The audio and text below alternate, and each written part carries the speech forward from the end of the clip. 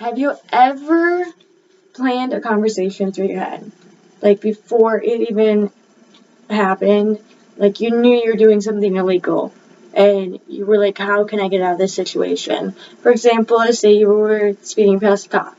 Like I always like try playing a conversation out in my head so that I don't get in as much trouble. And with that being said, you're everybody's most likely gonna have a run-in with the law enforcement, but some people are more fortunate than others, and it doesn't happen at a young age.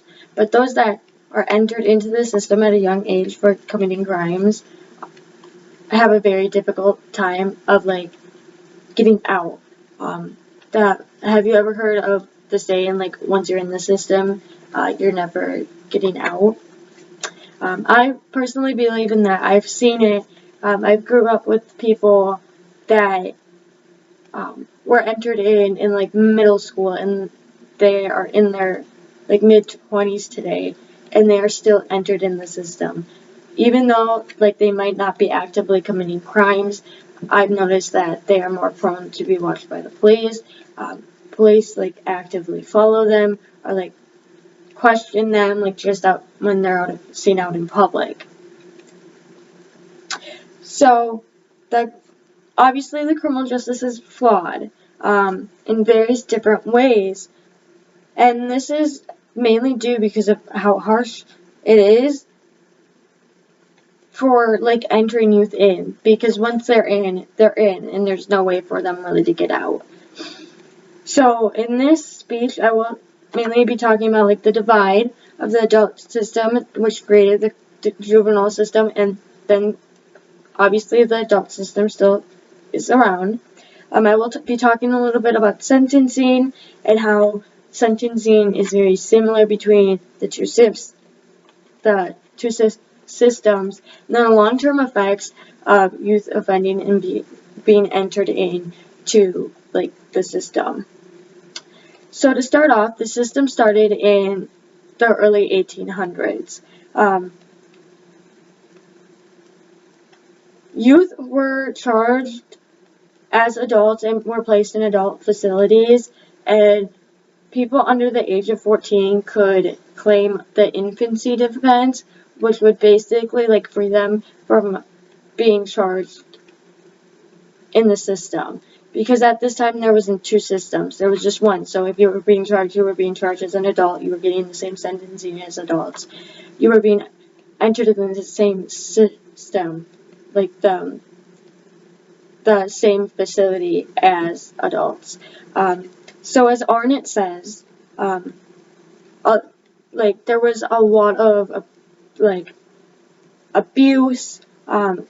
These youth were being violated and they were being brutalized, and they really he really just basically said that the system believed that there needed to be a divide between the two, because the belief of adults kind of brushing off on these youth that would cause them to follow in the footsteps of being lifelong criminals.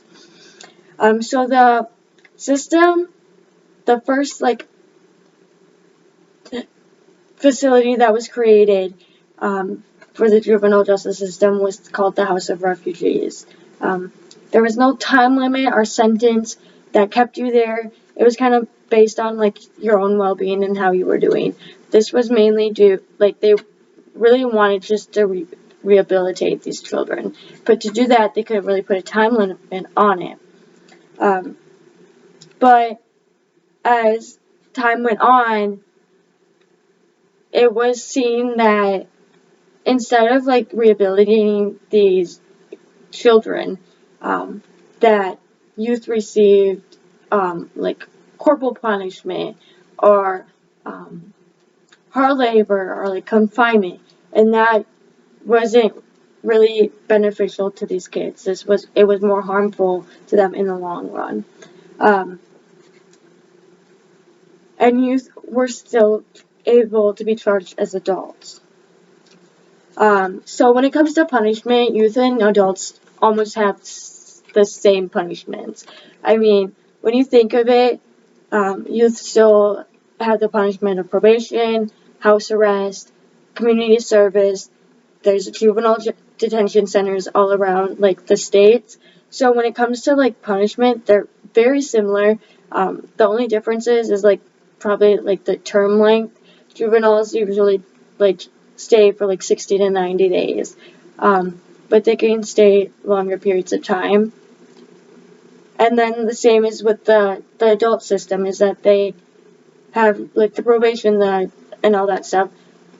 But the real main difference between the two systems is that adults or youth that are entered into the adult system, they can be charged for life. And after you turn the age of 18, your youth record is actually sealed off and nobody can access that. But when it comes to like lifelong consequences, it has been shown that being entered into like jail or being incarcerated has very harsh effects on these youth. It kind of makes them in a way more delinquent. As Iser and Dolly stated, they have done like some research and they found out that 39% of incarcerated youth are more likely to drop out of school and discontinue their education. And then another 41% are more likely to enter the adult criminal justice system by the age of 25. These statistics are huge because obviously once you drop out of school, you're not going to have as much access to, say, like education. You're not going to be able to get a job without like a high school diploma, and without a job you can't really buy things or you can't support yourself. So it leads to more like criminal behavior because they can't do things like they can't work, so they're like legally, so or they can't get hired, so they are looking for like more like criminalized ways to make money and to survive in society. And then like obviously there's a little bit difference in like the statistics between incarcerated and those that are on like less harsher sentencing, such as probation and stuff like that. But they're pretty similar. Like it is still common for people like more likely to drop out and more likely to be incarcerated by the age of 25. So it's very unique. Like the system is very unique because it was created in the 1800s, and it kind of came from like a background of how like this they wanted to separate adults and children, but the system really never did that. They just made two separate facilities to incarcerate. The sentencings are like very similar. There's not many differences between those two, and the effects of being incarcerated as a youth will forever be like affecting your adulthood. So in reality, youth are sometimes seen to like receive harsher punishments than adults just because their mistakes are always being held against them, and that like basically their consequences of like mistakes are there for life. Policy majority of the policy is still not effective, and like I said, mistakes are criminalized. Like they really never are able to get away from their mistakes. So mainly, like the takeaway from this speech is that we can't like obviously the criminal justice system is like broken. Like there needs to be somehow to fix the system, but to do that, we first need to realize how it is failing the youth and recognize like all the flaws, and then we like those flaws that we recognize are the things that need to be addressed.